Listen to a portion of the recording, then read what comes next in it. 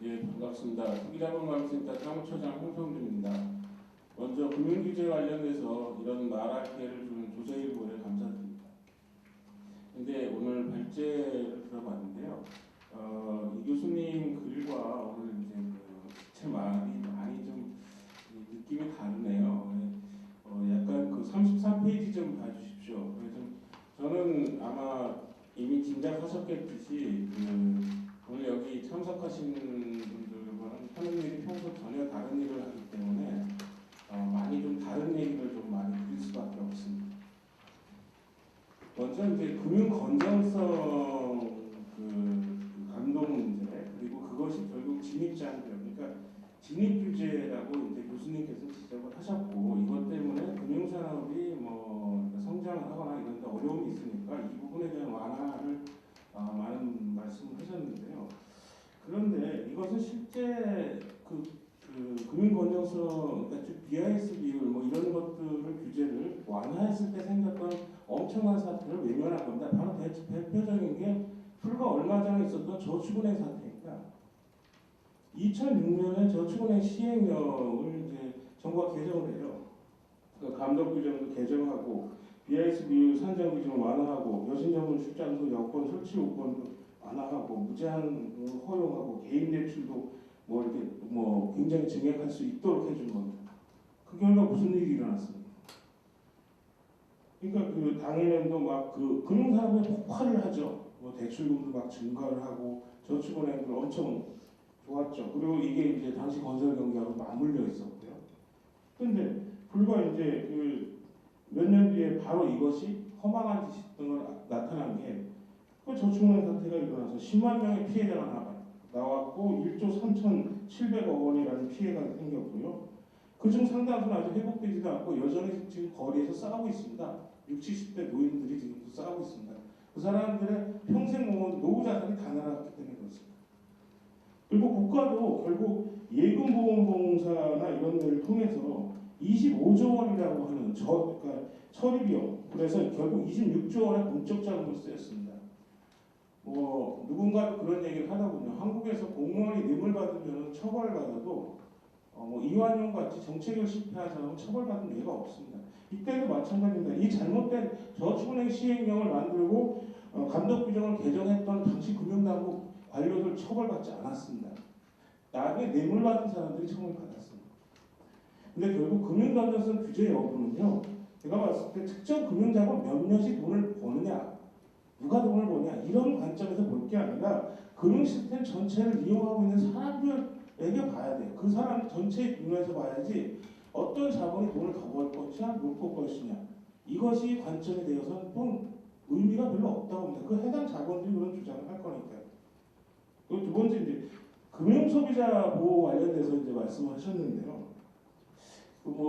실제 발언을 하실 때는 아니라고 하셨지만 금융소비자의 불안정 판매의 직접적인 원인이 마치 금융소비자들 금융주식이 그러니까 적기 때문에 그렇다. 즉 정보의 비대칭성. 그런데 전제로 얘기되어지는 게 그럼 완전한 판매가 있나요? 금융 최초의 설계자를 제외하고 그걸 완전하게 이해하는 사람이 있나요? 지금도 이제 더 재밌는 거는 이제 언론이나 대부분의 정부나 이런 데서는 LIG에서 일어났던 기업보험 사기 사건과 지금 현재도 그 재판이 그러니까 2심 재판이 진행되고 있는 이 동해안그룹의 기업보험 회사채 사기 사건인데 검찰도 그렇게 기소를 했고 실제 내용도 갚을 능력도 갚을 의사도 없이 회사채와 기업보험을 무제한 판행을 해가지고 단군 이래 최대 금융사기라고 하는, 그러니까 약 2조 원에 이르고 한 피해자 5만 명에 이르는 사람들을 연산했습니다. 그런데도 그걸 불안전 판매라고 합니다. 참 이런 억지가 없습니다. 지금도 금감원에서나 금융위원회에서의 공식적인 모든 발언은 다 불안전 판매가 일어났다고 합니다. 법원에서 사기죄로 그 당사자들이 다 지금 재판받고 감옥에 있습니다. 동양증권 사장, 현재그룹 동양그룹 회장 다 모두 감옥에 들어가 있는데 사기죄입니다. 사기 발행, 사기 판매. 그런데 이런 것들이 불안전 판매라는 게 마치 내부 직원들 몇몇이 이제 고객의 금융상품 운영을 좀 이렇게 위험도나 이런 걸 걸 제대로 설명하지 않은 것처럼 이러한 사소한 문제로 만드는 의미인데 이거는 분명히 범죄입니다. 그런데 이제 마치 금융회사의 개별 직원의 과실 수준을 따주는 문제 이런 거를 자꾸 이제 축소하려고 하는데 이건 형사적 책임을 묻는 겁니다. 배상의 책임을 물어야 되는 겁니다. 당연히 그 발행한 증권회사 이런 데 다 문 닫고 다 감옥에 가야 됩니다. 이게 상식이죠. 그런데 이 사건에 대해서 또 재미있는 건 다 개인 투자자들이라고 불러요. 그 사람들은. 이 사람들은 동양증권에 지분을 투자했던 사람이거나 워렌 버핏 같은 사람들이 아닙니다. 그런데 이제 그 개인 투자니까 개인이 그 실패의 손실에 대한 책임을 져라고 이런 식의 논리가 뉘앙스에 깔려 있는 거죠. 제가 보기엔 이건 참 답답한 일입니다. 그러니까 정확하게 금융소비자가 만든 거는 금융회사가 만든 금융상품을 단순히 구매한 소비자입니다. 그런데 공산품을 그러니까 자동차나 그 텔레비를 산 사람들도 소비자고 금융회사에서 파는 금융상품을 산 사람도 소비자인데 왜 소비자 권리에서는 혁혁한 차이가 납니다. 내가 자동차 원리, 엔진이 어떻게 돌아가는지 TV 브라운관이 어떻게 생겼는지 잘 몰라도 사서 쓰다는데 문제 없고 더 중요한 거는 그래서 텔레비가 망가졌을 때 그 텔레비 AS 기간 동안 무상으로 텔레비 회사가 알아서 해줍니다.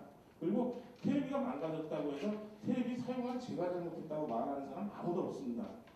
근데 처음부터 사기성의 금융상품을 팔아놓고 나서 금융소비자인 네가 책임져라 식입니다. 정확히 말하면 입증 책임의 전환이라고 법률 용어로 많이 하죠. 책임은 누가 져야 되냐? 금융회사 그 상품을 판 사람들이 책임져야 됩니다. 이런 이슈가 되게 됐을 때. 그런데 절대 그렇게 처리하지 않죠. 정부도 그렇게 처리하지 않고 언론도 그렇게 대하지 않습니다. 정치권도 여전히 그렇고. 마지막으로 이제 세 번째는 이제 기술금융 확대 관련돼서 말씀드리는데 이 부분에 대해서는 저도 동의합니다. 그런데 진짜 문제는 기술금융이 확대되는 게 아닙니다. 최근 모뉴의 사태 같은 데 보듯이 문제는 인허가권을 쥔 그리고 대출 결정권 이런 걸 가지고 있는 금융 경제 관련 집단들의 어떤 부패와 무능의 문제입니다. 이건 계속 반복되고 있는 겁니다. 이들의 또 결탁한 자본의 문제도 있고요. 결국 필요한 거는 시장이나 이런 것이 아니라 시민사회가 감시해야 됩니다. 시장이 누굽니까? 결국 이해관계자들 중에 특히 이호 대출을 받아야 또는 그 사업이 필요한 사람들 그들 간의 자율규제 이런 것을 자꾸 주장하는데 중요한 건 시민사회가 감시해야 된다고 보고요. 궁극적으로는 그 관료들의 권한이 축소돼야 됩니다. 그 얘기는 뒤집어 말하면 선출직 공무원이 더 늘어나야 되거나 더 말하면은 소환 파면 제도 같은 게 더 많이 늘어나야 됩니다. 민주주의 확대를 의미하는 거고요. 그러니까 그러니까 정부의 관료들의 권한을 축소할 때 그 상대가 뭔가면 시장이 팽창하는 것이 아니라 민주주의가 확산돼야 된다는 거예요. 제 얘기는. 그래서 결론적으로 얘기하면 이미 정무위원회 지금 잠자고 있는 법안들 중에 투기자본감센터가 두 가지 법안이 하나 있습니다. 하나는 현 금융위원회를 혁파하자라는 겁니다. 정확히 말하면 정부 대표, 노동자 대표, 소비자 대표 이런 사람들이 공개적으로 금융 감독을 해보자라는 겁니다. 물론 그들의 대표성은 국회에서 부여해줬으면 좋겠고요. 금융소비자위원회도 금융소비자 보호 운동을 했던 사람들이 독립적으로 만들자는 겁니다. 국가인권위원회처럼. 이런 것들이 이미 시민사회에서 아주 오래전부터 주장되어 왔지만 정부나 언론이나 주요 학계는 다 무시되고 있습니다. 마무리하겠습니다. 핀테크 관련돼서는 전자산업이 금융에 도입된 거 반대하는 건 아니고요. 근데 개인정보 유출 사건에 대해서만 그냥 얘기 드립니다. 결국은 인식의 전환이 필요합니다. 그리고 더 중요한 거는 개인의 정보를 과도하게 집적해가지고 그걸 함부로 그걸 상품화해서 유통하는 그 행위 그걸 규제해야 되는 겁니다. 왜 개인 정보를 금융회사가 과도하게 집적하는 것 그리고 그걸 갖다가 상품화해서 서로 나눠받는 것, 금융계열사 모두가 나눠받는 것, 이거 어떤 근거에서 이런 짓을 하는지 이거에 대한 문제가 있다고 봅니다. 그리고 마지막으로 한 대목만 얘기하겠습니다. 금융규제 개혁이나 금융경쟁력 얘기하는 거에 대해서 근본적으로 좀 생각을 좀 봐야 되는 건 은행법에 나와 있듯이 자본중개기능, 그러니까 사회적 합리적 배분 이러한 원래 기능만 하면 됩니다. 은행이 왜 과도한 수익을 추구해야 되는지 전혀 이해할 수가 없습니다. 금융산업이 왜 경쟁력을 갖고 왜 해외까지 진출을 해야 되는지 이런 게 이해가 되지 않습니다. 금융은요 그 자체로 생산하거나 고용을 늘리거나 뭐 이런 게 아닙니다. 세금을 특별히 더 많이 내는 것도 아닙니다.